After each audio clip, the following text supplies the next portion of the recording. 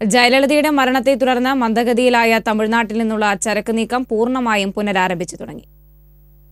ജയലളിതയുടെ വിയോഗം തമിഴകത്ത് സൃഷ്ടിച്ച നടുക്കത്തിന്റെയും സ്തംഭനാവസ്ഥയുടെയും അനന്തരഫലങ്ങൾ ഏറെ പ്രതിഫലിച്ച സംസ്ഥാനമാണ് കേരളം.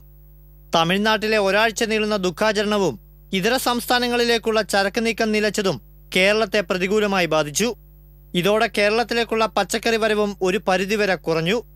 അതിർത്തി കടന്ന് ചരക്ക് ലോറികൾ എത്താതിരുന്നതോടെ പച്ചക്കറികൾക്ക് നേരിയ വിലവർധനവും വ്യാപാരങ്ങളിൽ ഇടിവും നേരിട്ടു. എന്നാൽ 2 ദിവസങ്ങൾക്ക് ശേഷം ചരക്ക് നീക്കം ആരംഭിച്ച് പച്ചക്കറികൾ എത്തിത്തുടങ്ങിയതോടെ വലിയൊരു പ്രതിസന്ധി ഉണ്ടാകാതെ വ്യാപാരം പൂർവ്വസ്ഥിതിയിലേക്ക് എത്തിയത് വ്യാപാരികൾക്കും ജനങ്ങൾക്കും ഒരുപോലെ ആശ്വാസമായി. ഇന്നലെ മിനിഞ്ഞാന്നൊക്കെ ചരക്ക് വളരെ കുറവും, ചരക്ക് വന്നില്ല എന്ന് പറഞ്ഞാൽ വളരെ അപൂർവമായിട്ടുള്ള വില അല്പം കൂടുതലായിരുന്നു. അപ്പോൾ ഇന്ന് സുലഭമായിട്ട് ചരക്കുകളൊക്കെ വന്നിട്ടുണ്ട്, വിലയും വളരെ കുറവാണ്. പച്ചക്കറികൾക്കും മറ്റുമായി കേരളം ഏറ്റവും കൂടുതൽ ആശ്രയിക്കുന്ന തമിഴ്നാട്ടിൽ നിന്ന് സാധനങ്ങൾ എത്തുന്നില്ലെന്നും ഇതുമൂലം വ്യാപാരം കടുത്ത പ്രതിസന്ധിയിലാണെന്നുമുള്ള വാർത്തകൾ പൊതുജനങ്ങൾക്കിടയിൽ തെറ്റിദ്ധാരണയുണ്ടാക്കിയെന്ന് വ്യാപാരികൾ അഭിപ്രായപ്പെട്ടു.